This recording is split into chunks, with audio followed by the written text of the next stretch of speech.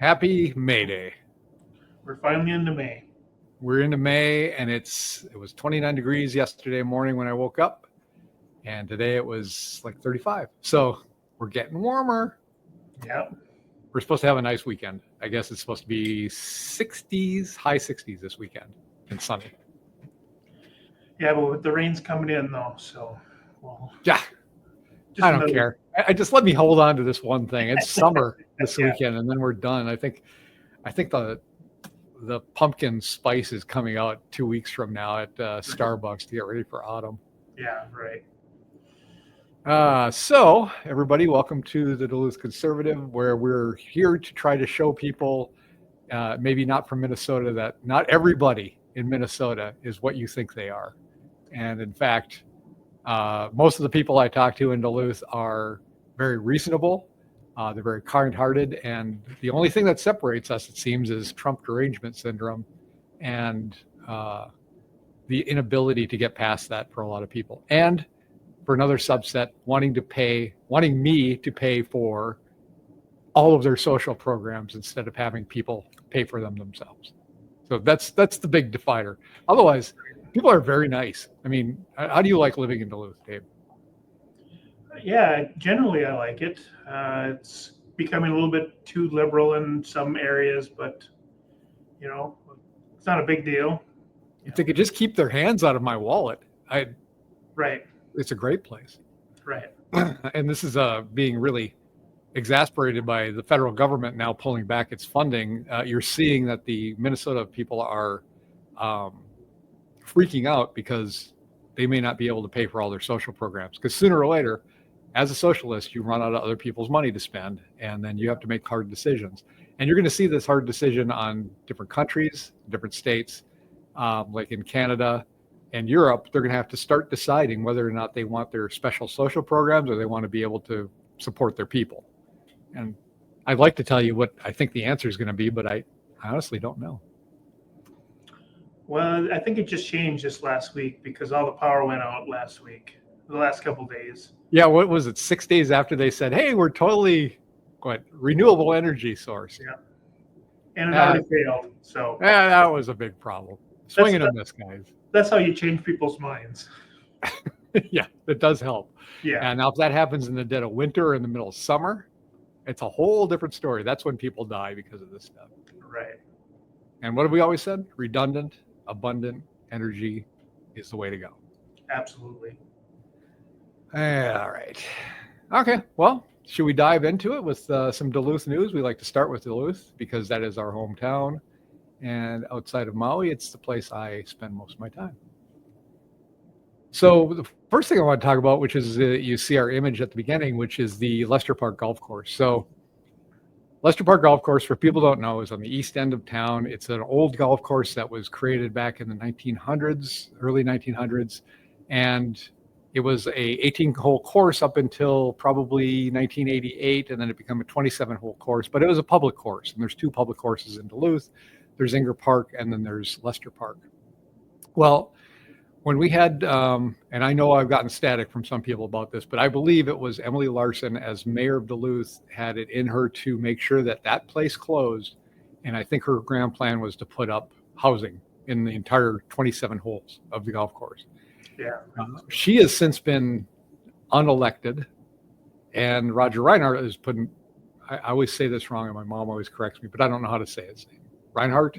Reinhardt sounds good to me. Big Raj. He's one of the first things he did, he said, get together a group and let's study this and see if there's a plan that can come in place. Now, this was not the first time this was done. This was tried again, I think in 2019 or maybe 2018, and they did an RFP.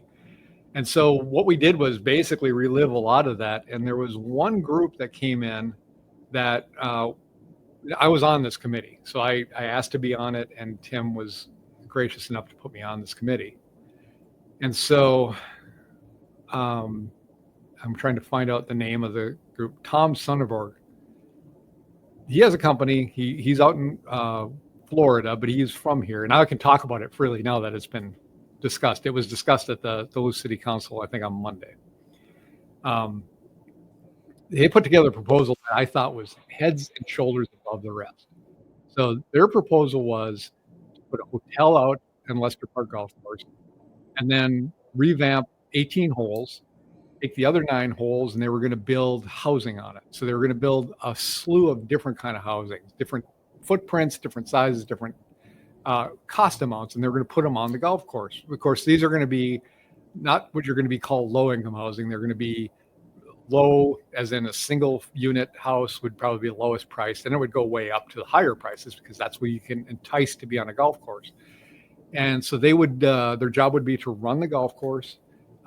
They would be able to put everything in. What they were asking for from the city was 2 things. They were asking for access to trails or some hookups to the existing trails that are out on the east end, and especially to the lake walk. So they wanted to be the end point of the lake walk. And the reason we're going to do that is because not only is going to have a hotel, but with the hotel, they're going to have restaurants and shops and try to make it a place that was going to be able to run year round. And they were talking about like Vail, Colorado as an example of what you would see. And then be walking past in the winter and maybe some other activities. But the main attraction would be golf in the summer. And so there would be housing, there would be restaurants, there would be a destination place on the east end of Duluth. And all they wanted was a couple things. They wanted to be able to, like I said, hook up to the trails. They needed potable water, and they needed you to sell. They needed the city to sell the land to them. And we talked about all this in the committee meeting, and a lot of the people that were in the meeting got hung up on the fact that they wanted to buy the land. And they were just saying that, well, this isn't going to be a non-starter because the city won't sell the land, which I thought was a really bad position to take, because if we would have come up with a recommendation, which I'll lay this out, Reinhardt didn't ask for a recommendation. He explicitly just asked for options. But that would have been the recommendation. But you can't propose a recommendation telling them why they're not going to like it in the first place. You don't go to the city council and say, you're not going to like this because you're going to have to sell the land. So therefore, this plan, although it meets everything we need, it'll get millions of dollars of tax revenue. It'll influx millions of dollars into the city by selling the land itself. It'll have tourists coming in year round. I mean, it's just a huge win for everything. Now, housing, it took care of the housing and everything. But you can't go in saying you're not going to like it, because that's the first thing that they're going to key off of. So I don't think I think we should have proposed it as a one type solution, the number one priority, and then said, this is what will get you. You can figure out the downside. Here's what it's going to get you. And that's not the way it was proposed. So there was 2 other proposals too, and people were keying on these too. It was something called the Loppet Foundation to provide recreational and programming sport. They do programming sport in Golden Valley, but they have a barrier-free golf organization. That was a place that was going to come in here and say, we're going to allow, people that are handicapped or younger people, we're going to basically make an incubation place for golf. But the thing is, they didn't want to buy the land, they wanted to lease it, but they also didn't want to run it. They were just in charge of telling you how to run it. So they didn't actually have any kind of work they had to do except for telling us how we're going to do it. So very, very tight-fisted on how they're going to run the thing. And then they had no way, really, in my opinion, to figure out how to pay for it. Just absolutely no way. Yeah, that doesn't make a lot of sense. Yeah, there was a third proposal too, and this one was, I thought, the second best option, because I thought the barrier-free golf was just a non-starter for a place that only is open 4 months out of the year for golf. It just didn't make sense with all that. It would have made the golf course untenable for a lot of people. Who's going to, I'm not going to want to play 9 holes or 18 holes on a course that's adjusted for that, because it's not going to be a challenge. And I can see the benefit for people with handicaps and older people and younger people, but I think a 3-hole course up at Pike Lake is better suited for that. And that's public too, so it's not a private course anymore. So that's public, so anyone can go to Pike Lake for a nice 9-hole. Right. And so the last proposal was a group just kind of bootstrapping it. So they buy the course, or they lease the course from the city of Duluth, and then they just do what they can with the greens right now, meaning that watering wasn't going to happen because the watering system is, I guess, just dilapidated at this point. Yeah. and just get people out there golfing. So it would be golfing for 18 holes, 9 holes, I think would have gone to something else like free trails or something like that. And that was, I thought, a reasonable approach. Do what you can, build up some money, and then start, fixing things as you can. Because the reason it went under, like I said, I think Emily wanted this thing to be gone. My understanding is they would not allow people to, they wouldn't allow them to raise the prices on the course. So you can't make enough money to support it. So all of a sudden you're losing money, obviously. So let's shut it down.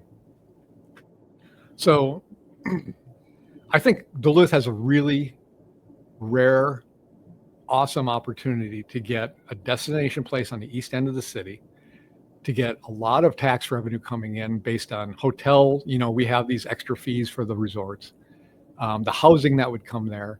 And I think to incentivize this to the people in the East End, because this is a big deal to put something like that on the East End, is to take some of those taxes that we're getting from it and offset property taxes, starting with the most being the people that live the closest. And then as it goes away from the course, the less people get. But I could see this going all the way out to the West End, right? West Duluth.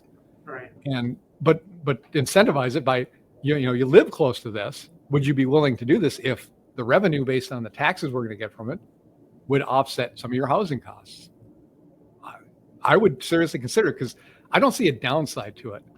Lester Park Golf Course is where it is right now. It's not causing heavy traffic because there's, you go on London Road and you go up Spirit Street, you go off to the distance before you get up to it. So you're not going past houses to get to it. Right. The houses they'd be building would be nicer houses, and they'd be inside basically a homeowners association because they'd be on the golf course that'd be run by the management council. There's a whole lot of really, really, really positives to this, and I don't see any negatives, except for the course. It's more people there. So why would you think that? Well, like a two-part question. Why would you think that the city would not want to sell it, and would the new buyers be willing to just lease it, so then they wouldn't have to come up with the cash to buy it?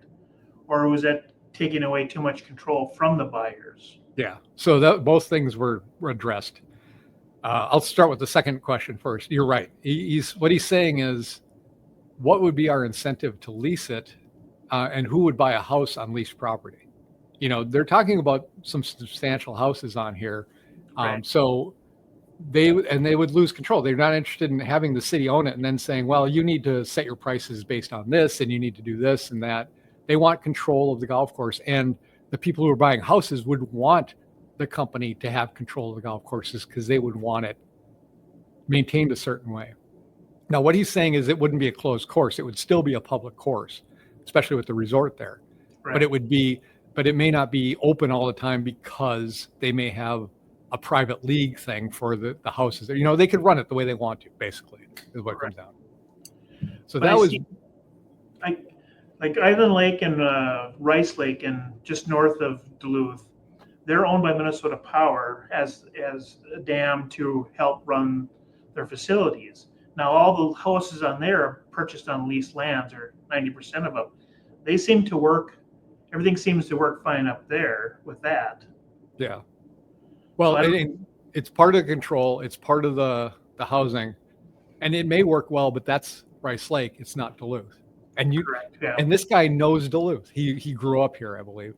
So he knows that Duluth can turn on a dime. You get a new mayor in here, and all of a sudden you have to put, a chum center in the middle of the property on the 9th hole or something like that. I think that's what the fear is. So it's control. So that's the first thing. The second thing, the reason that they don't think it's going to be, they want to sell it, because they tried this before, like I said, like 7 years ago, 10 years ago, or something like that. And the city council, you need 3/4 of them, I think, to agree to sell it. And there was one city councilor on there that was adamantly opposed to it and got a couple of people on her side. So just by historical purposes, they're saying it's not going to happen. I just think that's the worst way to go into a deal, is just assuming it's not going to work. Yeah, definitely. I understand having contingents and knowing what you're up against and knowing how to market against that. But just to say, well, it won't work. You guys won't sell it. And that's the done deal. And, if they have fears about what happens if you take this land, you buy it, and then all of a sudden you don't build a hotel and you do something else? Well, that's called negotiating a contract with the business to say, if you don't build it in a certain amount of time to a certain level that you say, we get the land back, right? So I understand there's problems, but that's doing business. That's what you have to do. But think about it. I mean, not only get a chunk of money for the land that offsets some of the problems we're having, we're no longer paying insurance on that land every year. And somebody's paying property taxes on that land every year. Every year, yeah. And you got the resort tax, you got the people that work there, you got the restaurant, you got the housing. It's so much good stuff. I think it's right there. It's right there for them to get it. And they're just going to miss this opportunity if they act like they always have. There's a historical right there. That's what I know by history is they'll take the worst possible option. What they'll probably do is have this land and people will be there and pretty soon camps will be set up there. Who knows? Yeah. Why is the city in the business of owning land? Yeah. When they don't need to. They don't need to. No, they're looking out for public money. They should be selling the land.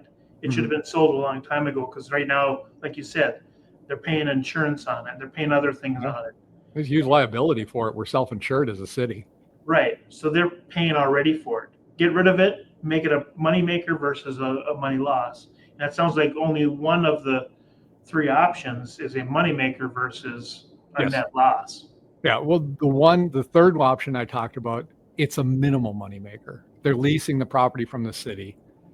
Yeah. So the city's maybe breaking even on it. I don't know. There was somebody was bringing up, what about the runoff from the golf course and all this, chemicals? It's a golf course already. I mean, They're not going to over chemicalize it. They're going to spend as little possible on chemicals, but they're going to keep it looking nice. Plus, it already runs off naturally out to the end. And then for the sewage system, there's already a pumping station out there. So it just is. It's just gold mine. It's just perfect. Right. And it's not like you're talking about a guy who's just decided he's going to start building these things. This guy has got experience building resorts of this kind. And he has, and honestly, it's not a done deal that he would even do it at this point. He did this proposal. He's been working on it for 10 years. And at this point, I think he's in his mid 60s. And he's like, I don't know if I have the energy for this anymore. So they already had the opportunity to do this once and they just dropped it. And this guy is not going to go through all the work to get this proposal together and get investors together and try to get this thing done if the city isn't serious about doing it. Right. I just don't see a downside. And I'd like to know if anybody can comment on this, if they watch this and they think, yeah, that's a bad idea. I'd really like to hear the argument for it because I have not heard it yet. And I've been in meetings where people have been discussing this and we talked about all these options over and over again. Now you got people that absolutely want to have free reign of the land and just do whatever they want. There's no money in that. And I know not everything has to be money, but we have a lot of parks here in Duluth and we have this golf course already set up. It's perfect. It could make us enough money so we don't have to worry about so much all the money that we have to pull in from other things. Right. So here was the requirements by Reinhardt. Public green space. So like I said, there was going to be 18 of the holes were going to be reused. 9 holes were not. They were going to build housing. And then during the winter, there's green space. It's white space at that point, right? It's snow on it. It's Minnesota. It's white. Right. Housing. This is the only proposal that had any housing in it. And it had a lot of good housing. I think 400 units, I want to say. And it very attractive. A building that could accommodate community meetings and events, food and beverage sales and equipment rentals. They would have that because they need a clubhouse. Yeah. A connection to neighboring hiking, biking, and ski trails. They're talking about that in this proposal. The other ones don't talk about that at all. And a place that can host year-round outdoor activities, including but not exclusive to golf. Well, golf is not a year-round activity, so you don't have to mention excluding golf. But if you're talking about walking trails, how's that? Or frolf in the winter if you really want to play it and you're that ambitious.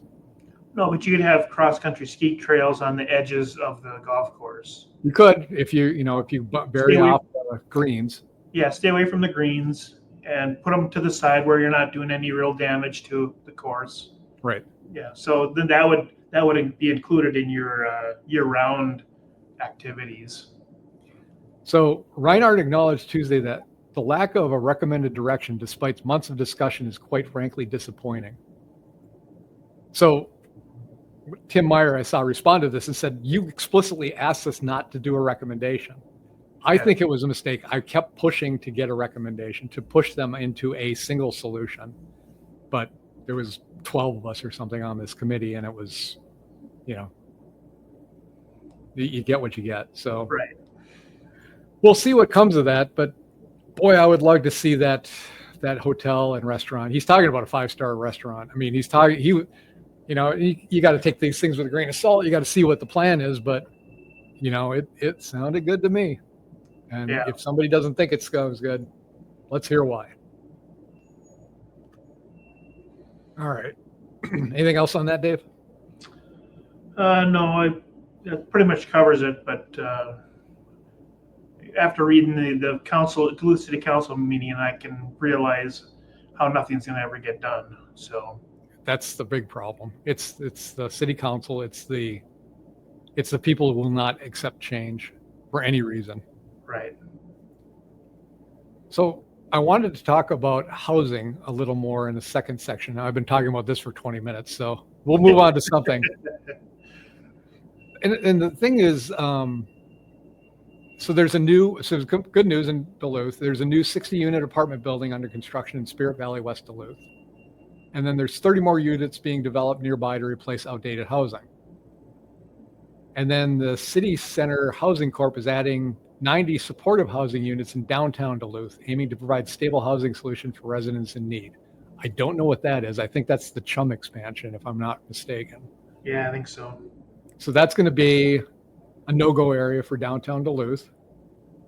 But they're adding housing. So I was curious, and I looked this up before, and I was like, we used to be over 100,000 in size. Now we're 88,000. So it was 106,000 when I was a kid. I remember the sign when it dropped down from under 100,000, and we went from a first-class city to a non-first-class city, apparently. So I was looking at the stats because I'm like, how many houses did we tear down? A bunch of housing, or what was it at?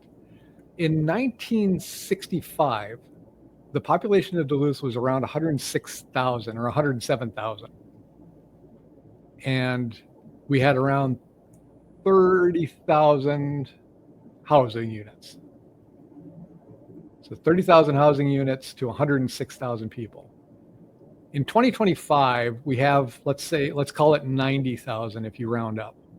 Yeah. So from 106,000 to 90,000, so that's 16,000 people less. And we have 40 to 41,000 housing units. So 16,000 less people, 10 or 11,000 more housing units, and we're constantly hearing about how we don't have housing here. And I'm just struggling to figure out why it's become a problem. We have a lot more housing, almost 10% or like 20% more. Yeah. And less people. And they're constantly hearing about how we have no housing in Duluth. Constantly. I just don't understand it. So do you understand why it would be that way? I know it was military housing, but K Park is still around. It's just Aspenwood now. Right, and that's still full. We keep adding. Yep. People keep moving. Yeah. People keep moving farther away from Duluth to get away from the. I don't know. Who knows why they're getting taxes. One is taxes. Well, yeah, one is taxes, and that's a whole other show just going over that part of it. Yeah. People are trying to get out of town, so there should be plenty of housing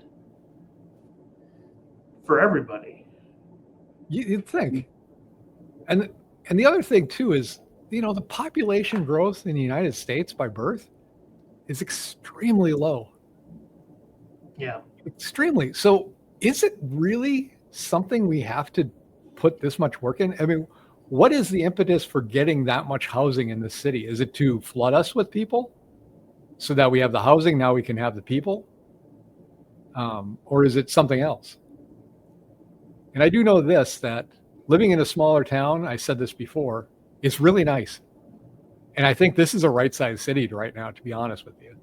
The Yeah. more they pack people into this place, the worse it's going to get. It really is. And if we have zero population growth basically in this country, maybe we'd look at other things. And I want to say one more thing, and I've said this before. It's not the government's job to provide housing for people. So we've provided the zoning, we've provided the areas, and now it's up to people to build those houses or do something with it. But it's not the city, not the states, and not the country's responsibility to create housing, as much as our representatives would like to think it is. And I'm going to jump ahead a little bit on this one. Is our Duluth News Tribune endorsed Alicia Klosowski introduced a bill just recently to raise the state sales tax just to pay for housing. Right. Minnesota is losing population, and she wants to raise your taxes again to just for the just to give to people to buy housing, just for Right. housing. The sales rate increased by 0.3% and receipts dedicated for housing purpose, home ownership fund, community and household stability fund, and rental Right. property fund increase. That's House File 3279. Yep. And I it should be, like you said, the state shouldn't be involved in that. Right. I did a little research on this too. It's not just that. It's creating some committees. I think there's 3 committees. And there's stipulations on who's going to be in the committees. So for example, we're just going to pop over down to this one because we're going to talk about it. We're not going to talk about it later. We'll talk about it now. They have to have 24 voting members. They'll be appointed by the governor. And I think another, like the Speaker of the House, 1 representative from a labor union. How did labor unions become a representation group in this state? Yeah, that's a private organization. The commissioner of the Housing Finance Agency. 4 representatives of organizations that work directly with under-resourced or unrepresented communities. What are those? How are they unresourced? How are they unrepresented? Unrepresented. Unrepresented. That's actually the word. 4 members who receive or previously received support services, emergency rental assistance, or homeless prevention service. So we're going to have people that can't afford housing making decisions on how to spend money that they don't have and they don't know how to deal with. 2 members representing a tribal government. Of course, again, Alicia's tied to this. Yeah. It has to be a racist thing. 4 members, I said that one. 1 member elected to or appointed by the governing body or of a local government. 1 member that represents either a public housing authority or a housing and redevelopment authority. And 1 member representing the Council on Disability. Well, don't we just have just about everybody on here? Right. And this is, I think there's 3 separate councils or these councils that they want to do, and they're all made up the same way. Right. This is just grow government, make it bigger, make it do things it's not supposed to do, get money for it, and then, hey, look what these people are going to do. They're going to vote for me. Yay. Yeah. It's like they're trying to fill out a resume. And there is a section that says appointing authorities shall ensure that appointees represent a diversity of backgrounds, including racial, socioeconomic, and geographic backgrounds. What's the geographic background we're looking at? Right. Why does it have to be a diversity of race? If they're all black people that are on that council, is that a bad thing? No, it's not. If they're experts in the subject matter, it's just fine. If they're the best people for the job, I think this council is stupid to begin with, but putting that aside, if they're the ones that can get the job done, why are you limiting it? Right? You can't. I mean, I guarantee you'll never have an all-black council there. You may have an all Native American one because that's the only one that's stipulated that has to be in there. Right. Because somehow the tribes have to have a say in this, of where they're doing this housing for Minnesota. It doesn't make any sense. Well, luckily it probably won't go very far because the Republicans aren't going to raise taxes. Right. They said that was a no-go, and so that hopefully it's already dead. And the governor's only approved 4 of the 3,200 bills that have been introduced. So It's crazy. What yeah, a hopefully this one dies like the rest of her garbage that she introduces. So All right. All right. Moving on. yeah, We talked about Duluth. Now let's move on to Minnesota. I'm going to talk about a woman named Cynthia Martin. Do you know who this is? I didn't know about her until I started reading up on her just this last week. So she's in DFL leadership. She's in a leadership role. And she was charged last year, July 3rd, with criminal vehicular homicide for allegedly striking a 19-year-old named Carter Haithcock with her SUV on Highway 169, fleeing the scene and delaying her report to authorities until the next day. Yep. Which strongly implies a blood alcohol level problem here too. Evidence including vehicle damage, fabric matching the victim's clothing contradicts her claims of mistaking the collision for hitting an animal. So she came in the next day and said, "I think I hit an animal." Yeah.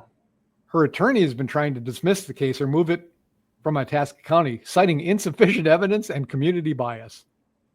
Sounds like a good lawyer right there.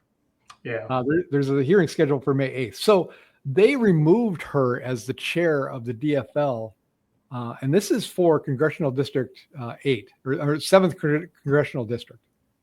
Sorry, 7th. Yeah. But they removed her from the chair. But now it seems like they've reinstated her. Like, no big deal. Again, coming down to the several tiers of justice for the state that we're going to cover at some point in a different segment, or maybe not today, but Yeah. oh my gosh. So yeah, Cindy Martin has been, the DFL just doesn't seem to care what you do as long as you vote their way. Right. Yeah. And she was claiming she wasn't drinking, but she was on a lot of prescription drugs. So what I read, so that could have, and there was a video proof of her slowing down and stopping to see what she looked around for, what she hit. Jeez. So she knew she stopped, therefore she knew she hit something. Yeah, I think she's saying that she thought she hit an animal. Yeah, but I'm sure then she realized there was something wrong with her, and she went home to hide the fact. It seems like it. I mean, yeah, I can't say that's the fact, but when somebody waits till the next day, that seems to be what they're doing, is trying to, breathalyzer can do it right now. Right. Yeah. So May 8th is her hearing. I know there's innocent until proven guilty, but then wait till after May 8th. Yeah, right. If they're going to reinstate her, yeah, let's let this pan out a little bit. Right. Speaking of innocent until proven guilty, Keith Ellison is in the news again, and he is getting grilled now, and I can't be happier about this. Yeah. This Soros-backed attorney general in Minnesota, who has been doing nothing but trying to stop the federal government from doing their job of nothing more than cutting waste and deporting people that shouldn't be here in this country. Yeah. He has done everything he can in his power to stop that. And now it looks like they have him on tape testifying, or he's been testifying now. Yeah. And I think it's because he was talking to the Feed Our Families fraud people who bilked us out of $250 million a couple of years ago under Waltz's watch, under this guy's watch. But they were telling him about it, apparently, what they were doing. And he just denies knowing anything about it. Yeah, he was ignoring the whole thing. And if guilty, if it's true he knew what was going on, he should go to jail. And it's just like, if somebody hears that and goes, we can't put him in jail, he's an attorney general. Nobody is above the law. You guys have been saying that. We're going to go into that a little bit. I got a little video to show you about that. But it's true. Nobody is above the law, especially when it comes to like judges breaking the law, like that one woman did who actively broke the law and shuffled a guy out of her court who was one of the victims of that guy were sitting in the courtroom at the time. She shuffled him out of there. Another guy harboring an illegal alien at his house. And this, if he's involved with this, we need to see somebody at a high level go down for this. If it was Waltz, I'd be okay with that too. If it's Keith Ellison, if he's guilty, he should go. Yeah, and we talked about this last week, and we want to know if he returned, because him and his son, who was on the Minneapolis City Council, got $10,000 apiece from this organization. Right. So we want to know if they returned the money. Right. Because it was obviously the whole thing was a defraud. Let's send the money back to the state. Did he? Did he not? I don't know. We need to find this out, though. Right.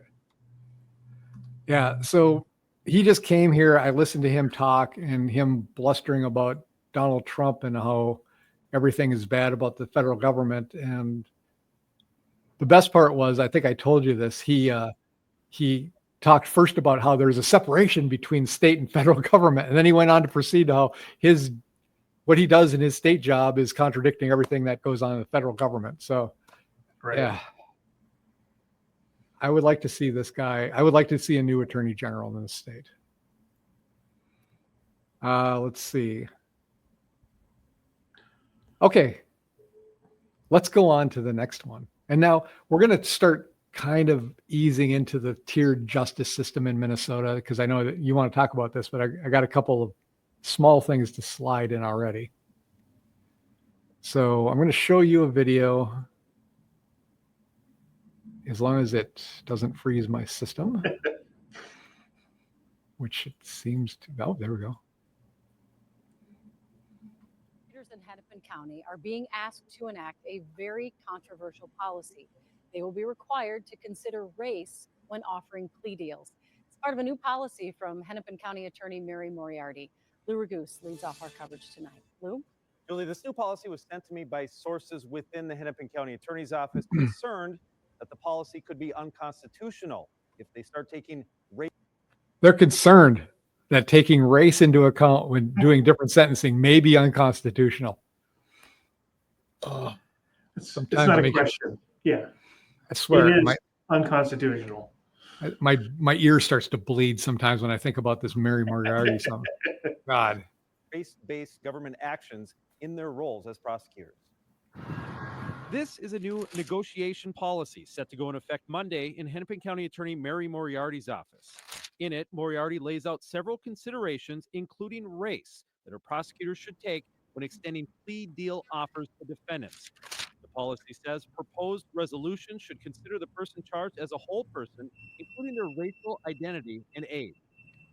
Should consider the person a whole person. Could you explain that to me? What the God dang? While those factors should not be controlling, they should be part of the overall analysis. Prosecutors should be identifying and addressing racial disparities at decision points as appropriate. Can you explain that to me? What are racial disparities at decision points?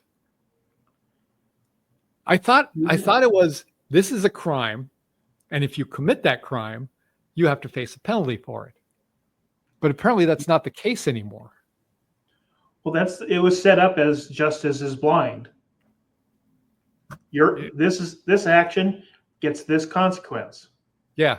Well, it turns out justice is just stupid. Yeah. KARE 11 News provided a copy of the policy received from sources in the county attorney's office to University of St. Thomas law professor Rachel Moran, former prosecutor Imran Ali, and U of M constitutional law professor Jill Hasday. Ali says he understands confusion expressed privately among prosecutors about whether it means race should be considered when proposing a prison sentence. Our law, our sentencing guidelines that we have, that the criminal justice professionals use every single day in court, says that race should not be used in that calculus. On Monday, there we go. Yeah. This is Mary Moriarty and her tiered system of justice in this state. Now, she's just the Hennepin County prosecutor.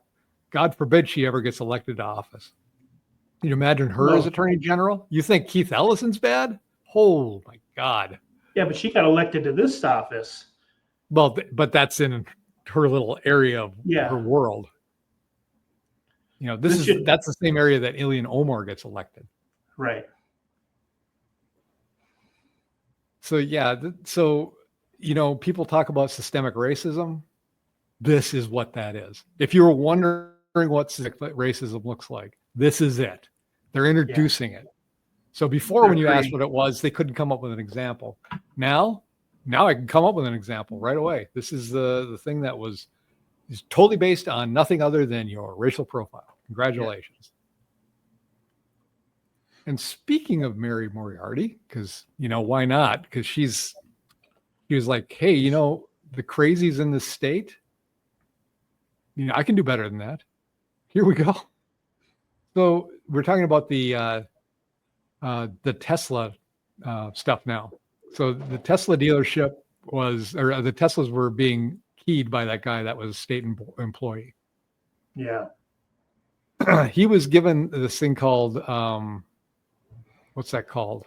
Diversion. And that means basically, hey, you know what? Even though we have a $5,000 limit on that and he committed $20,000, we're going to make sure that he's, you know, okay. So he's not going to face jail. We may charge him in the future if he keeps doing it, but let him go. And then they turn around and charge this other girl, this woman with no criminal record. Now she's facing a felony charge for allegedly keying a coworker's car. So can you know, when we talk about a tiered justice system, what made this guy what gave him the ability to get off these charges at 3 times the amount of damage coverage than this woman does? If I wasn't mistaken, they're kind of anti-woman maybe at this state. Yeah, I'd like to find out the background of this young lady who keyed the car, because obviously they say no criminal record. She obviously did something horrible. She probably donated to a Republican. They probably found her name on some sort of a list. That's why we have to turn in all the donations to the CFRO, because the government needs to know Yeah, right. Who to target. How to target how to charge these people. You know, that's the whole person. You know, are you a donor? Yeah, you're right. You got the whole person. The whole person. So she was a donor. So you have to Republican donor. Therefore, you have to charge her double. So right. Oh, dang! I got to get this. I didn't get this for the show, but I had one that was the thing about Waltz. So try to remind me that when we get to the Waltz section. I want to go to another thing here, which is them saying nobody is above the law. So our own Amy Klobuchar, they're being what they say is they're being haunted by this because they keep saying nobody's above the law, but then it seems like some people are. So they're freaking out about the arrest of these activist judges, and we just talked about these two a little bit, but they were going off on this when they were trying to put Trump in jail, and they kept saying, you know, we can arrest him. He's a former president. Of course, we've never done that before, but we should be able to go after him because nobody's above the law. And they trumped up a bunch of charges to go after him. Now, when they've got people caught red-handed, allegedly, apparently you're not supposed to face any consequences. So I just wanted to mention that the act of arresting them and taking them to jail is not only showing nobody's above the law, but it's also following the rule of law, which is the other thing they've been complaining about recently. Right. So I actually saw some protests and some people standing out there saying they should release this woman and drop all charges. They don't say why. They just say that's what they should do. That Wisconsin judge who got caught harboring a fugitive, an illegal alien, the Supreme Court did suspend her for temporarily until the hearing, which was very surprising since it's a very left-leaning Supreme Court. But they suspended her to show that there's no bias in the court system in Wisconsin, which is That would be good. which is the correct thing to do. Yeah. You know, so I was a little surprised they threw one of their own people under the bus. So, but it Well, was good they followed the law. right. The Supreme Court followed the law. You broke this rule. Right. Here's the consequence for it until proven guilty. So, Right. The sad thing is you feel like you have to give them kudos because they're actually following what they say they'll do. yeah. That used to be when I was growing up, the way it just was, as far as I knew. Maybe I was naive at the time when I was a kid, but it was like, yeah, we have this set of rules. Even if you're on our team, you break the rules, you're out. Right. So yeah, I'm glad they're doing it too. It shows that not everybody is just a two-face, which is nice. Yes. I'm going to go on to the next thing, which is the Minnesota House passes a $75 million housing increase amid budget squeeze.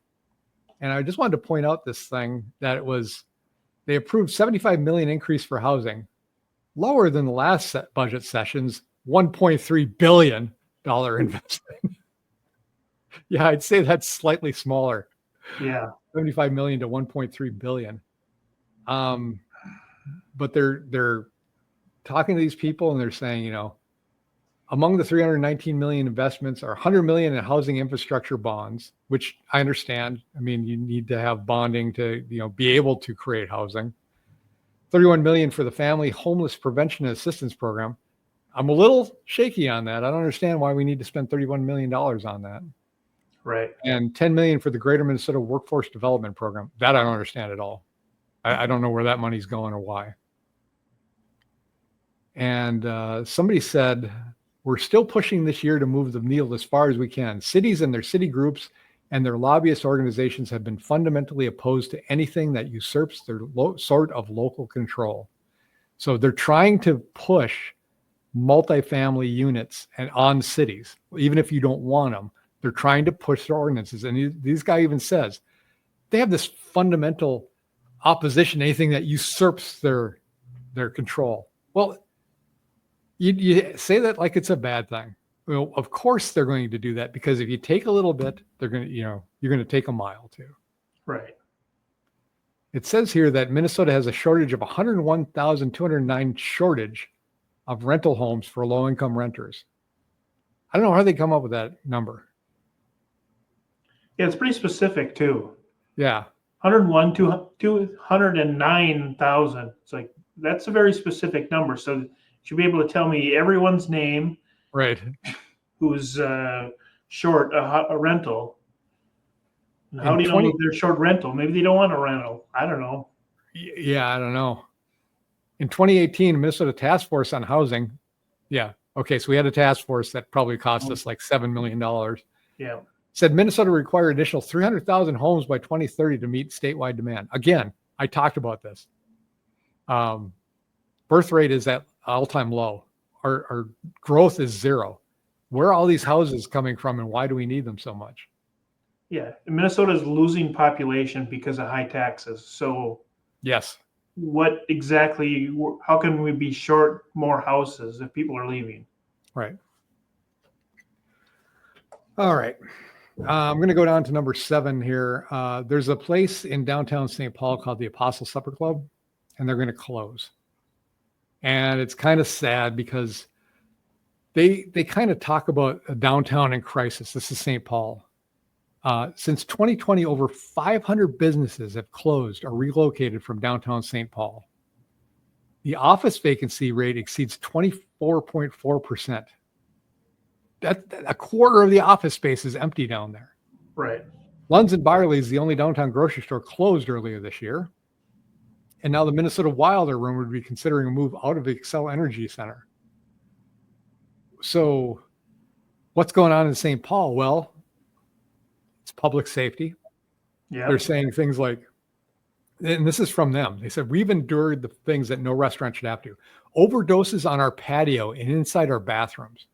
Break-ins through our front doors, daily safety concerns that impact our team, our guests, and our ability to operate with peace. St. Paul has been shaken by a series of homicides, with 11 occurring over a 2-month period, highlighting the ongoing threat posed by guns. I don't know why the guns are doing this. It should be looking at the people that are holding the guns. Right. They said they're not leaving St. Paul, but they are going to close that restaurant. So it's kind of sad that it's going away, but this is what happens when you can't control your city. And I bring this up because they're trying to, in Duluth, they would like to turn our downtown into a very big housing complex, maybe even converting some of these office buildings into housing or hotels. Not hotels, but housing, I guess. Yeah. They're talking about that. And the thing about it is, I was in Minneapolis and in St. Paul when they did this, and they did a big boom and people were coming in and buying these expensive houses. And then the crime started hitting and it was getting worse on the streets. And then all of a sudden people started leaving again. And then the housing market crashed down there and they stopped building the buildings they were building. If you don't take crime seriously in your state, in your city, you're going to just drive people away. And what you're going to have is very expensive buildings that don't have anybody in them and blight. So if you're going to do that in Duluth, be like St. Paul, take care of the population that's here on the street. Did I tell the story last week about the guy that kind of lunged onto my truck when I was leaving the work?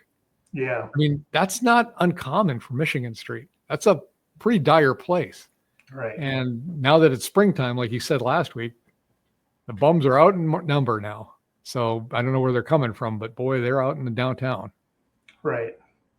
Yeah, because even, like you said, downtown St. Paul, they want to turn that into housing. You want to turn those businesses into housing. Duluth, I heard the same thing out of Roger Reinert, the mayor, about turning it into housing. Right. Last year, the property taxes went up 15% in St. Paul. Yeah. I mean, that's a gigantic number. Yeah. Wait till you hear what they're going to do to us. Right. And they're talking about, Governor Walz wants to raise taxes. The city wants to raise taxes. The county is going to have to raise property taxes to cover what Governor Walz doesn't give them anymore. Right. He's cutting it so he can balance the state budget. Yeah. But then and then obviously the cities are going to have to make a choice. Do you want your social program or do you want this? But it comes down to even more than that. Do you want your police force or do you want this? Right? Do you want clean water or do you want this? It's becoming a big problem. And then the hideous thing, as I was thinking about it, because we'll talk about my bills coming up, property taxes. Think about that. They do a double whammy on you. Not only do they increase the percentage they take, but then they increase your housing prices. I mean, I never really thought about that before this, but it's like, wow, you're really double punching us with this stuff. Why are you able to do both? Why are you able to increase the percentage and increase the price of my house at the same time? Talk about unrealized tax. Well, it's the scam that the government is doing on you is, no, we didn't raise taxes. Your property value went up and we raised the property value. So they can go around and not lie about raising your taxes when they actually did, just by raising the value of your house. So, and we can go back to the city council and look at all the bills that they approved last week. I was thinking that was part of the scam is they get their buddies to turn in a bid for whatever X amount of dollars, and then they do a change order, and all of a sudden the one change order is 50% more than the original bid. Right. Now they can prove 50% more to the original bid without everyone, nobody saying anything. Right. It's just it's a shell game. Right. Correct. Yeah. Oh man. Yeah. All right. Well, enough of that fun. We got to come up with some good stuff to talk about for the state because, oh man, there's so much. But the thing is, one of the things we're trying to do here is point out news stories that people may not have heard about. And everybody hears the good stuff. All right. We already talked about raising sales tax pay for housing, HF 3279. So let's move on to the other bill we have is HF 3258. Contracting restrictions on the legislature and executive branch based on vendor practices towards Israel eliminated. So I had to run this through AI a couple times to try to figure out what exactly they were saying. And this says, and Kozlowski, the Duluth News Tribune endorsed representative we have, is on as an author of this one. This bill repeals two Minnesota laws that prohibited the state government from contracting with vendors that boycott or discriminate against Israel. So if somebody boycotts Israel or discriminates against them, which I'm not sure what that means, the state cannot do business with them. By removing these laws, the state would no longer bar contracts based on a vendor's stance toward Israel or related business practices. The repeal would take effect the day after the bill becomes law and apply to future contracts. So she signed up for this, which is a repeal of a law to get rid of, to stop. I'm sorry, it's it's a double negative here. Right. Get rid of the inability for people to have contracts with the state if they don't support Israel. So I've got two minds on this thing. And we talked about this a little earlier before the show. My number one thing is, why is this coming up as something you're looking at now when we are in such dire need for other things to happen? This seems like such a low priority thing. Right. Second, why do we have these laws on the books anyway? Where did these laws come from? Why is it if you don't like Israel, you can't do business with the state of Minnesota? Is it only Israel? Is this the only country? Are there other countries that have this law? If there's other countries, why aren't you attacking those laws too? If there aren't other countries, what makes Israel so special? Exactly. There's got to be some racial discrimination against Israel for something on this. To specifically point them out as you can't discriminate against them, but now our lawmakers want to make it so you can discriminate against Israel. Right. But what does it mean to even discriminate if you have a stance towards Israel or against it? I don't know what that means either. Right. Yeah. So I'm like I said, I'm in two minds. Number one is, why is this being brought up? It seems like such a stupid thing to worry about when we've got such bigger problems. And number two, who put these on the books in the first place? This isn't something I would even voted for in the first place. Right. It's not our job to single out people that are special to us that you can't talk badly about. That's my opinion. I don't care if it's Israel or not. Israel is inconsequential to this discussion as far as my stance goes. If you put Russia on there, I would say the same thing. If you put Thailand on there, I would say the same. It doesn't matter. Right. It shouldn't matter. Shouldn't matter. But obviously to whoever wrote it originally, it does matter. So apparently it matters quite a bit. Yeah. Yeah. And then the people who want to get rid of it, that really matters. So. Oh yeah. Right. Yeah. I can understand it coming up, but I still don't get it. As to why did it even get on there? Okay. Yeah. And that's HF 3258. Yeah. If you want to go look it up and see how stupid it is. Yeah. Okay. We're going to get to some funny stuff here. You ready?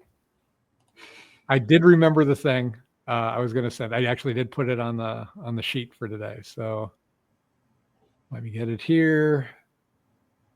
Get ready. You're going to love this one. I knew I was on the ticket. I would argue because we did a lot of amazing progressive things in Minnesota to improve people's lives. But I also was on the ticket, quite honestly, because I could code talk to white guys watching football, fixing their truck, doing that I could put them at ease. I was the permission structure to say, look, you can do this and vote for this. And you look across those swing states, with the exception of Minnesota, we didn't get enough of them. I knew. He really thinks he's like this tough, relatable man. Yeah. And that he did good for Minnesota. No, you didn't. Right. Right. Yeah. He doesn't point out what those good things are. Letting it burn for 3 days during the George Floyd protests. That was really good for the entire nation. Good job. He did make his mark on the nation. I will say that. Yeah. Not calling in the National Guard and letting that burn while he just sat there and did God knows what. But he can code talk to white guys? What's that mean? What is the code? I'm not in the meetings. Am I missing the meetings? I'm supposed to be in the meetings and what's the code? What are code? What code are we talking about here?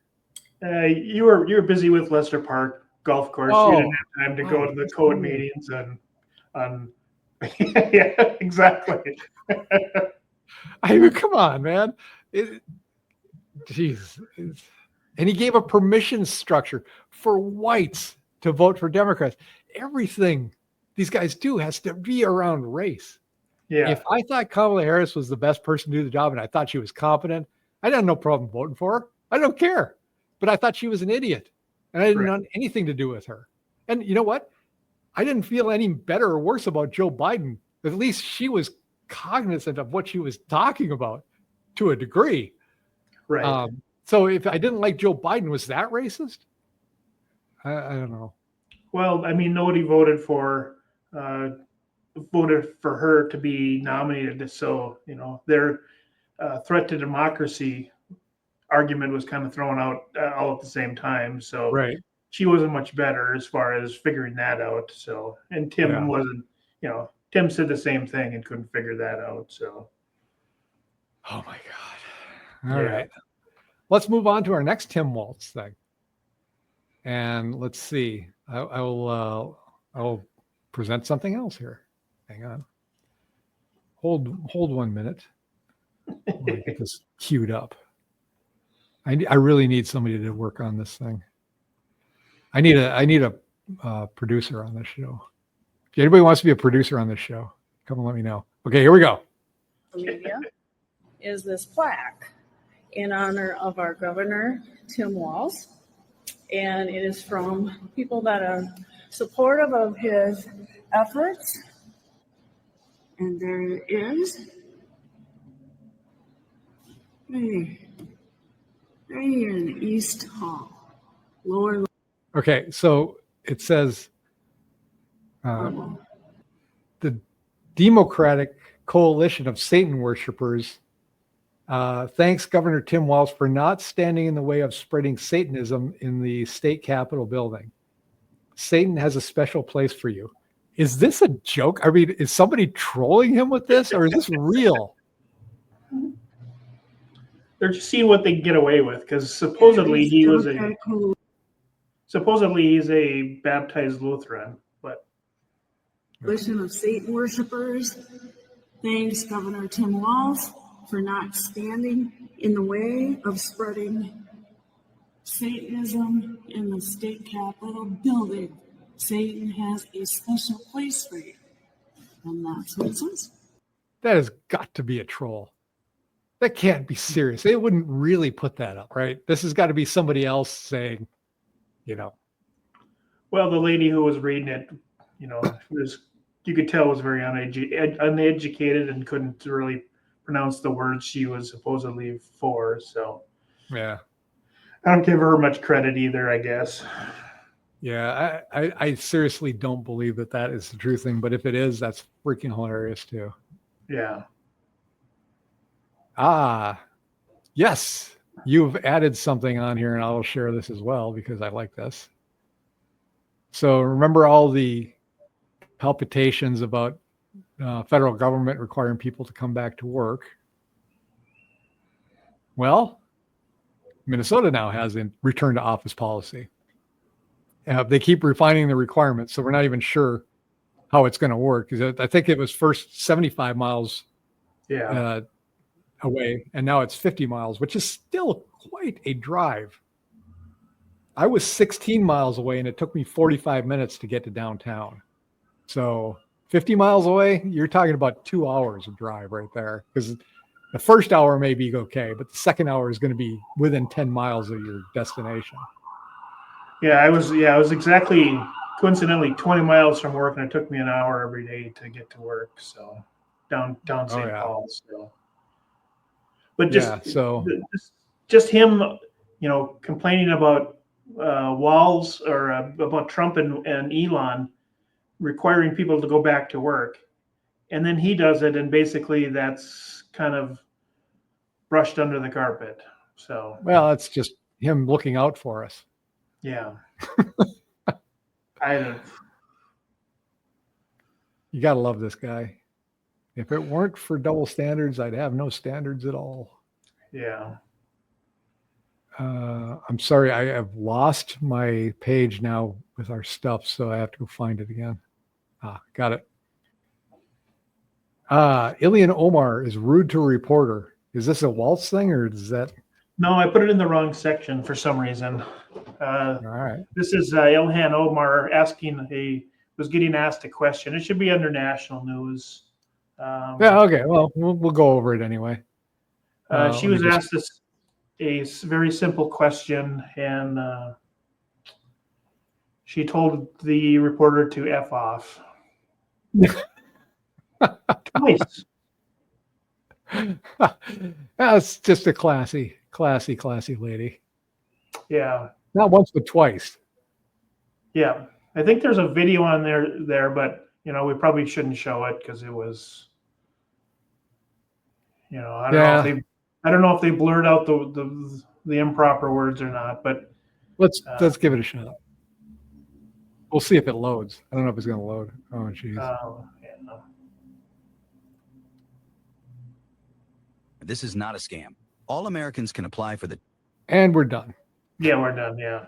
We got to take too long. So. Yeah, that's just. It just shows her. Just shows she the represents the state. How does she represent this state? Again, let's take a second and go over my bills. Just as long as we're at the end of the Minnesota section. So let me bring those up because I want to talk about them because I think I added something.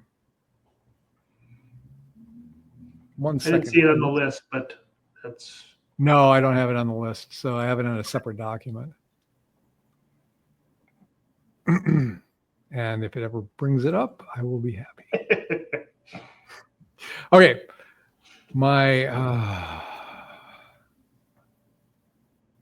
There we are. All right. So my bills, I'm now up to 9. So let's go through the 9. Sean's bills, 2025. These are all repeated if you watched last week, except for a couple.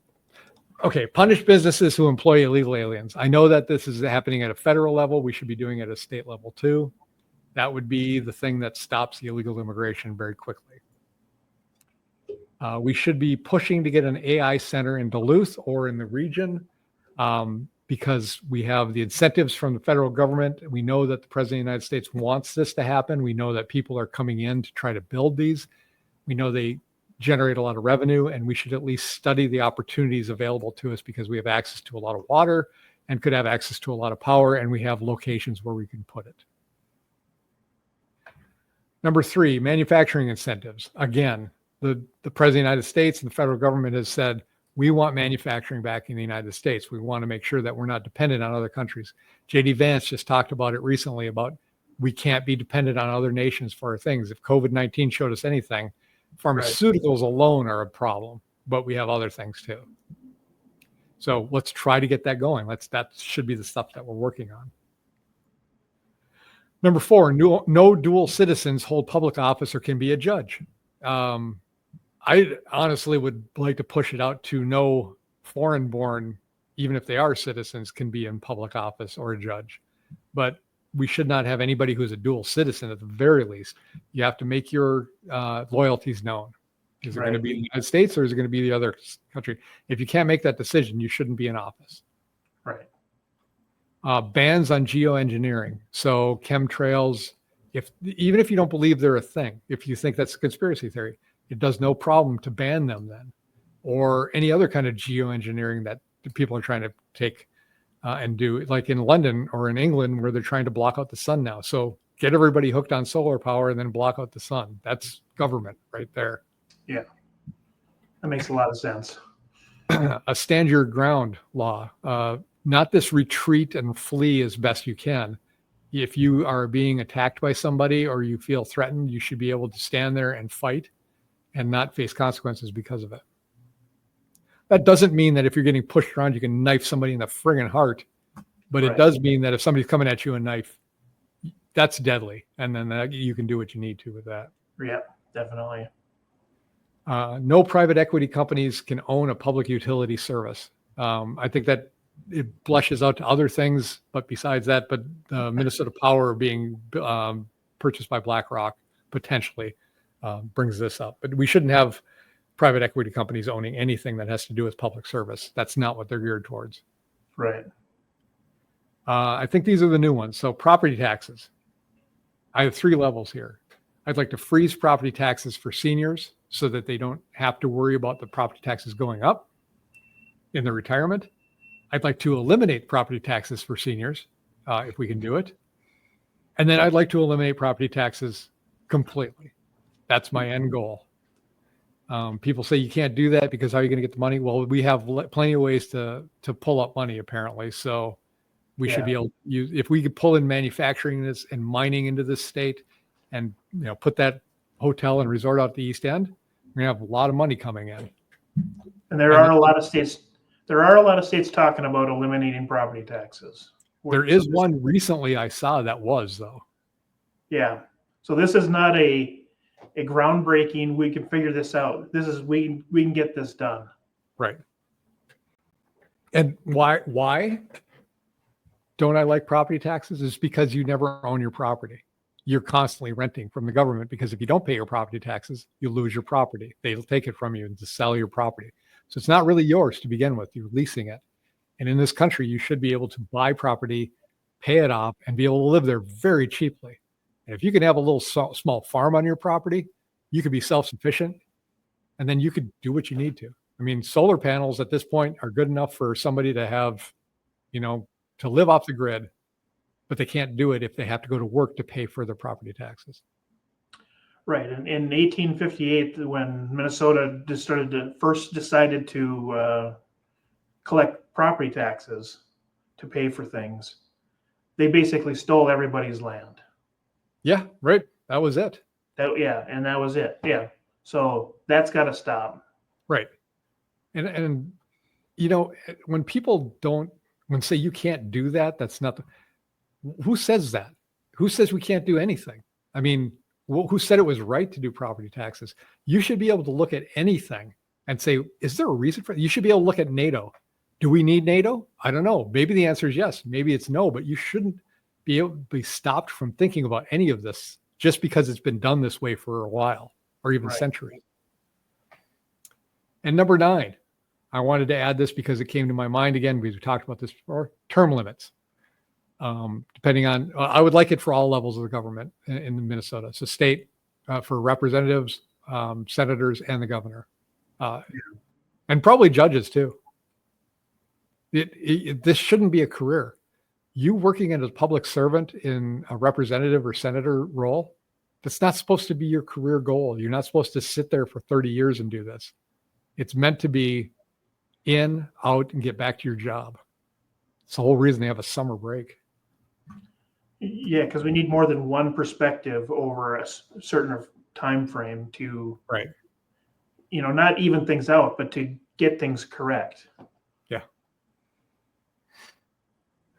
So that was those are my 9 now. I will add to those week to week, and I will keep talking about them. One thing I would like to add at the end of this show too, Dave, and you can remind me of this later, is things that aren't happening that they're supposed to, that people said they were going to do and they're not doing. So we'll talk about that later.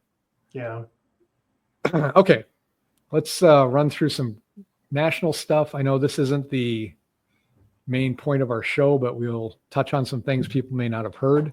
I think everybody should know that the whitehouse.gov site now has a COVID-19 page where they're talking about the overwhelming evidence that say it was lab leaked and it was not a natural occurring thing that has been told to us for years. Go out to their site and look at it, read it, believe it or don't, but they seem to be putting out a lot of evidence that it was from the Wuhan lab. It was originated in a lab. It always seems to have been that way to me. Right. They don't call it a conspiracy theory anymore, by the way. They call it a theory. So they've stopped calling it a conspiracy theory finally. But at whitehouse.gov, go look for COVID-19. They have a really snappy little site. They're doing a really good job of propaganda. And I don't say propaganda in a bad way. They're self-promoting themselves because they know the media won't do it for them. So they're doing a good job of self-promotion. Number 2, you mentioned this to me, Texas bans memes. So House Bill 366 in Texas. would make it a crime to distribute altered media, including political memes, without a government-approved disclaimer. Violators could face up to a year in jail.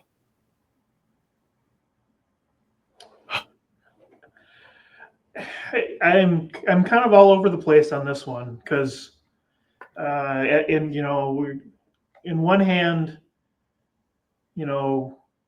it's harder to tell the truth from a lie on the new AI generated stuff. Yep. But then again, the government shouldn't be controlled on public. It's free speech. Right. So they shouldn't be controlling it. That's right. Yeah, they have no say in it. Right. If it's not defamatory or obscene, then you're not going to get in front of this. You can't control this. You just cannot herd these cats, and it's just a waste of time. And it's just putting more regulations on stuff. And What is so altered? What's altered? What if you airbrush out a Pepsi can in the background because you don't want it there, and then you don't put the disclaimer on it? You're in jail. I don't want to become like England. Right. Sometimes it's harder to not do something, and maybe they should not do this. They're going to spend a lot of time and money trying to figure that one out. Which may be the point. Yeah, sometimes I think that is the point. Just spend time, money, and make people think about something they really shouldn't be caring about. Right. I have a next one here. The decoupling of American pharmaceutical supply from China has begun. So America has started doing what we were just talking about, creating manufacturing in the United States to get away from relying on China, who is what we've talked about before, a hostile country, not necessarily a enemy, but they're certainly not friendly to us. Having them supply our pharmaceuticals, ticking time bomb. And if you think about it nefariously, what could they do to us? They could do a lot of stuff to us with pharmaceuticals, and we wouldn't necessarily know about it until it's too late. Yeah, because the fentanyl comes from China also. Yep. So how easily could it be to disguise it? And, we wipe out 5 million people before we even know what's going on. So right. All right. Hey, we kind of touched on this already because we just talked about property taxes, but I'll share this one. Look what they're doing in Maine. As soon as it, loads. There we go. Maine Republicans pushed bill to eliminate property taxes for seniors. Wouldn't that be nice? You get to the point where, and you get to see a little bit of, fashion show here on the right. You get to the point where you're going to retire and 65 years old, and you lived in the state for at least 10 consecutive years. And then the state would reimburse towns and cities for lost revenue. So how do they get that? Sales tax, tariffs, that kind of stuff. So Maine can do it. Why can't we? Why aren't we talking about it? Why is this not brought up in Minnesota? We're thought leaders here, right? Well, not exactly, because we can't, how old is a senior when we can't establish how young is an adult? Because, it's 5 years old if you want to change your sex. It's 26 years old if you want to get off your parents' insurance. It's 21 if you want to smoke or buy a gun. It's 16 to drive. Well, it's 18 for something else, blah, blah, blah. So, how many... That's true. How many decades would it take to decide what a senior is in Minnesota? So... Yeah. You're making a compelling point. Let's see. We'll move on to the next one. So this is an interesting one to me. China says it wants to partner with Canada to push back against American bullying. So apparently America is bullying China, which I think is hilarious. Yeah. But this could cause... So Canada is actually talking about it, right? His name is Wang. That's awesome. We have taken notice that faced with the U.S.'s unilateral bullying, Canada has not backed down. Instead, Canada is standing on the right side of history, on the right side of international fairness and justice. They have been way too educated in our university systems. Say crap like that. But here's the thing about Canada getting in bed with China. The United States isn't going to allow it. You don't want to be the 51st state? Stop doing stuff like this. Right. Because we're not allowing China to come sit on our hat and put weapons facing us. It's just, they're not there now, so we're not going to let them get there now. Right. That's just as simple as it gets. Mexico and China and Canada, you're not going to partner with China. We're not going to allow it. If you try it too much, we have the military might. We'll take it over before we have to face China too. And so I think it's just an empty gesture, but sure, okay, they can act tough. That works. I mean, that's why Trump is going after Greenland, is for military protection of the U.S.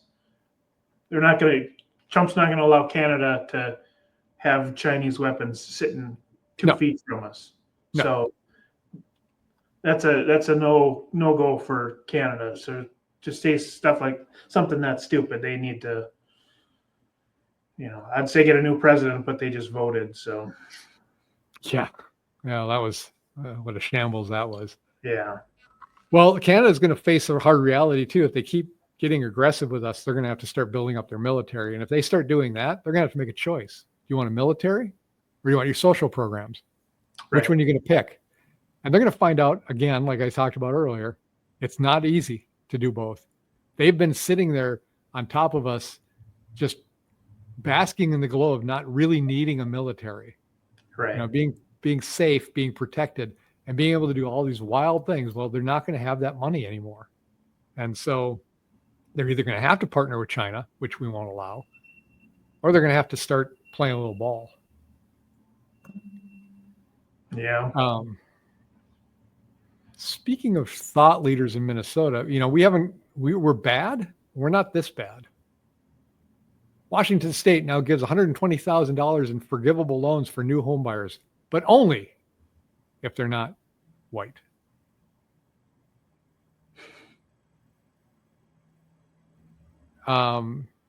As part of the Covenant Homeownership Program, the department shall contract with the commission to design, develop, implement, and evaluate one or more special purpose credit programs to reduce racial disparities in ownership in the state. They really need to define what that is when they talk about racial disparities. Are they saying that there's a smaller number of, I don't know, what's the disparity? So we got to establish that first. So let's assume it's white or white people are the majority there. Is it that, so let's take the black community. Let's say they're saying that let's say there are 90% white people there and 10% black people. We need to get that up to 13%, which is the amount of black people there in the country.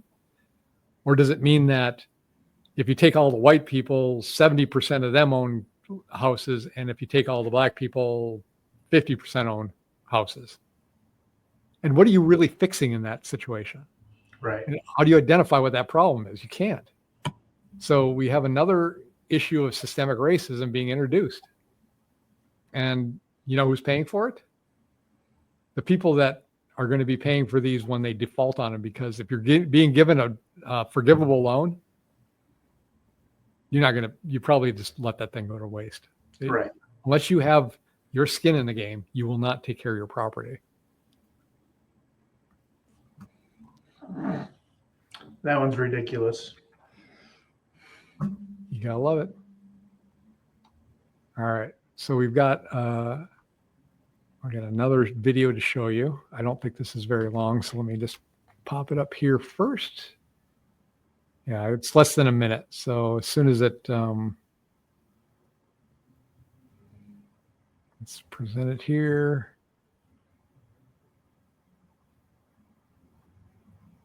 And this, and go. Growing up, black in America, you're told that you're supposed to just be a Democrat. This doofus back here, by the way. Jesus. You can eat, man. All right. So one day I asked myself, why am I a Democrat? And so I did the research of why I'm a Democrat, looked up what the Democrats were about. Then I did research about what the Republicans were about, and I realized that I've never been a Democrat. Anything that I stand for, everything that I was raised, my beliefs, my thoughts, it's all towards the Republican Party. And so then whenever I got there, I was able to get rid of my TDS, my Trump derangement syndrome, and I was able to open up my eyes and actually listen to him and give him a chance. See, this is what we've been talking about. This is what people need to do. Don't take it, even if you, and I don't care which side you're thinking about, take a step back every once in a while and say, is this really what I believe? What are they saying? And do I actually believe what they're saying? Right. And I got to give this woman credit because she did that. And she could have just as easily said, yeah, that's exactly what I believe. But at least she took a step back and thought about it first. And, you know, Black people, we don't like to be stereotyped or penalized or placed in a category. So I'm like, if I'm doing that to him and I don't want that done to me, then who am I? So it just kind of put me in a different mind space. Wow, that was so well said. And I absolutely love your shirt. Yeah, I had to get out of there. Yeah. It turns into a non-interview after that point. I think it's funny that she said, you know, Black people don't like to be stereotyped or put into a category. Well, you're kind of just doing that yourself. But hey, Yeah. I don't care. She said what I think is right. It's take time out. I don't care if it's politics or religion or anything. Every once in a while, reassess. And more than likely, you're going to come back to, yeah, I'm right. But sometimes you don't. You kind of like, really, is that really what I think you should be doing? Think about it. It's healthy. Something everybody. It's healthy to think. Yeah. Don't go too crazy on me here. I found out something here. Do you remember Santos, the guy who lied to get elected? Briefly, and I was hoping to forget about him. Yeah, but he's back. Yeah, I seen he come back. So you got to take what he says with a grain of salt because he is a notorious liar. But I'm just going to play a little bit of this one. I don't know if I'll do the whole thing. But he is not happy because he got convicted and he's going to jail. Members of Congress that should be indicted but never probably will be. Ilhan Omar, immigration fraud. She married her brother to become a resident. Yeah, true. Nobody's talking about that. Well, some people are talking about that. It's just not the right people that will do anything, which is she's in the top tier of the justice system in Minnesota, which is no consequences or even thought about consequences. Rep. Senator from Michigan. Well, animal cruelty, identity theft, all sorts of different freaking issues that he's done with his shady past. Nothing's going to happen about that either, I believe. Has anyone found AOC's missing $1 million from her campaign? I'm waiting, asking for a few friends. I don't know about that one. Have you heard about that one before? No, I haven't heard. I'm gonna have to see if we can track that one down. Oh, and let's not forget, there's a good old Adam Schiff. He's never going to see justice. Indictment for him? Never. Oh, what about the inside traders? Like all the allegations around Pelosi, Dan Crenshaw, Nicole Malliotakis. Yeah, so I won't go into the rest of it, but he, because again, this guy, when he flaps his lips, he's usually lying about stuff. But these are the things I've heard about. Some of them I've heard about. But he knows some things because he was in there for a while. So it's interesting to hear him talk about it. But it's a good question. Where is all this stuff? Where are people going to face consequences that seem to be untouchable? When did it become a nation of no one is above the law to some are? Some don't face any consequences at all. No. All right. We're going to do a little bit about the violence and the people being manipulated into violence. But we're going to start off with a little bit of funny on it with our old friend John Cleese. So I got to see when this was put together because I don't know what year he put this out. 30 years ago over 30 years ago, he put this out. So here we go. This is 2 minutes, but it's worth it. We've heard a lot about extremism recently, a nastier, harsher atmosphere everywhere, more abuse and bother boy behavior, less friendliness and tolerance and respect for opponents. All right, but What we never hear about extremism is its advantages. Well, the biggest advantage of extremism is that it makes you feel good because it provides you with enemies. Let me explain. The great thing about having enemies is that you can pretend that all the badness in the whole world is in your enemies and all the goodness in the whole world is in you. Attractive, isn't it? So if you have a lot... See, he's doing what I tell him. Step back and see if everything is right. And now he's found a positive spin. This is the way to look at the bright side of things. of anger and resentment in you anyway, and you therefore enjoy abusing people, then you can pretend that you're only doing it because these enemies of yours are such very bad persons. And that if it wasn't for them, you'd actually be good-natured and courteous and rational all the time. So if you want to feel good, become an extremist. Okay, now you have a choice. If you join the hard left, they'll give you their list of authorized enemies. Almost all kinds of authority, especially the police, the city, Americans, judges, multinational corporations, public schools, furriers, newspaper owners, fox hunters, generals, class traitors, and, of course, moderates. I want to know why Americans got thrown in there. But moderates were the last one. Yeah. Or if you'd rather be an extremist on the hard right, no problem, fine, you still get a lovely list of enemies, only they're different ones. Noisy minority groups, unions, Russia, weirdos, demonstrators, welfare sponges, meddlesome clergy, peaceniks, the BBC, strikers, social workers, communists, and of course, moderates. The moderates knocked out by everybody. Yeah, everyone hates the moderates. And upstart actors. Now, once you're on a super list of enemies, you can be as nasty as you like and yet feel your behaviors morally justified. So you can strut around abusing people and telling them you could eat them for breakfast and still think of yourself as a champion of the truth, a fighter for the greater good, and not the rather sad paranoid schizoid that you really are. This guy, he nails it right on the head. He's absolutely right. Yeah, because you watch the like the Stauber protests, every Saturday now, and they don't even know why they're up there protesting. Just to make themselves feel morally better than, so they can blame somebody for all the problems. That's Trump derangement syndrome right there. Yeah, I know. They're angry at him because he won't go to town halls that are being called by somebody who has no, I'm not saying they don't have a right to call him, but that doesn't mean he has to go to them. Just because somebody calls a town hall doesn't mean he has to acknowledge it. He does have a job, right? Yeah. So we're going to come up with a couple more things about the angry left, and I'll just share this because it's Illinois governor. Never before in my life have I called for mass protests for mobilization for disruption.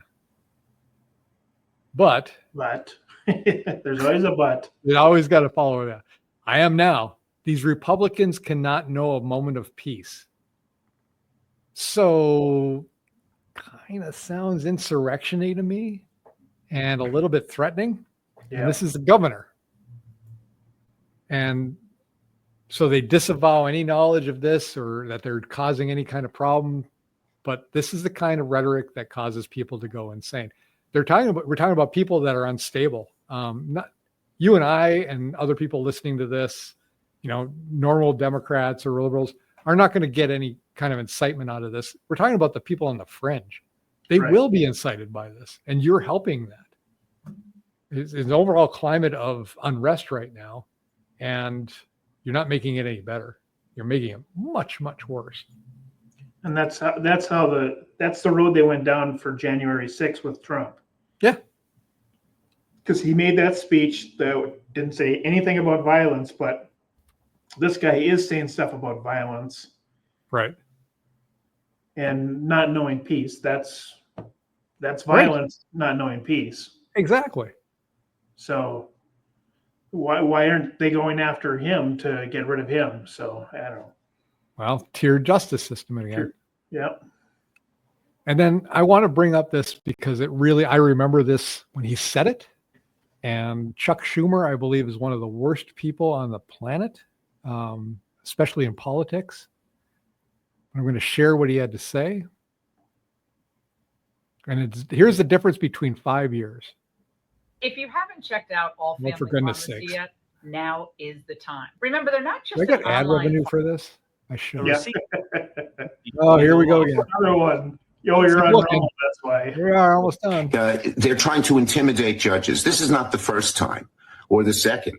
They've said they want to impeach judges. They said they're going to go after judges who don't agree with them. That is so against the Constitution. What Trump, Biondi, and the whole Justice Department are trying to do is push that judge, threaten that judge, so the judge is no longer impartial. It is outrageous. You cannot have a democracy without an independent judiciary, and they're trying to clip the wings of that independence. And So there's Chuck Schumer this year talking about the judge that was arrested because they were breaking the law.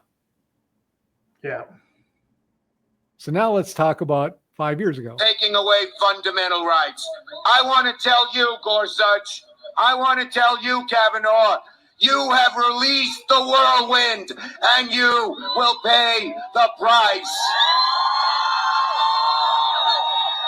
You won't know what hit you if you go forward with these awful decisions. No intimidation there. All right. And then people will look at that and say, yeah, there's no problem with that. Right. Oh, you added one here. Yeah, I did. And it kind of goes along the same route as the judges is, you had, so this story was about the main girl that was found at Epstein Island. We had pictures of her. She had just recently died by suicide. Mm-hmm. And the father doesn't believe that it was suicide. So, and I can kind of see where because no one else was ever prosecuted, mm-hmm. that she had no way to protect herself. Yep. And this is her, and the article said that's how she was protecting her father, because she knew a lot of things, and eventually they were going to come after her family. Then, so I was thinking it was kind of along the same lines of, the judges and the judiciary have to do their part. Yeah. Put these people behind bars, and then she could have relaxed, but no, when they're walking free and they can do anything they want. Mm-hmm. And the father doesn't believe that she died by suicide. She was pushed. Well, she put out a statement saying, I will never commit suicide. I mean, she said this years ago. Yeah. I will never commit suicide. If I die of suicide, it was something bad happened. Yeah. So her saying that alone, I mean, sure, she could have changed her mind. But nobody has gone to jail for what happened on that island, of the abuses they did to kids and to her specifically. Yeah. They put one person in jail that was responsible for trafficking children to high up people, but none of the people that were involved with it have been sent to jail. And that was one of the things I wanted to talk about, of things that are supposed to get done that aren't getting done. Yeah. The release of that list and some prosecutions being done against these guys that abuse these kids, these young girls, and probably boys too. Until that gets done, we shouldn't let that go. Correct. Absolutely. I can't imagine what that dad is going through. You'd want to set the world on fire. All right. I want to end up with one thing, a little side discussion, and we'll maybe talk about this more next year. Next year, our annual podcast. Yeah. The Smith-Mundt Act. So that was an act that was put in place in the 1940s after World War II that said that the government could not do propaganda against its own citizens. That was something that Obama repealed. And ever since then, this country has been under attack by the government itself with propaganda. So we're going to touch on that, I think, next week and try to put something together. But if you don't know what it is, try to look it up. Smith-Mundt Act. And it's an important act. The reason they did it is because of how much propaganda was happening during World War II. They saw how easy it was to manipulate governments and people. And they said, hey, we need to not do that here. Why the Obama administration decided that that was something they needed to get rid of? That's a very, very interesting question to answer. So we'll talk about that. But let's finish it up on, unless you have something else, Dave, we're going to finish up with health news. No, that pretty much covered everything that I had going. So okay, I'm just going to say that we'd like to do this to try to make people motivated to go and work out every week and do something, and we try to put ourselves out there to say we're trying ourselves. So this week I ran at least twice, if not 3 times, and I did work out heavy once. Although you saw it, it was pathetic, but I did it. But you did it. You have to did it, even though I don't want to. I'm waiting for it to get warm so I can go running outside. I've just been resisting the last 2 days of running outside because it's so cold to me. Apparently this weekend's going to be nice. I might run both days. How about you?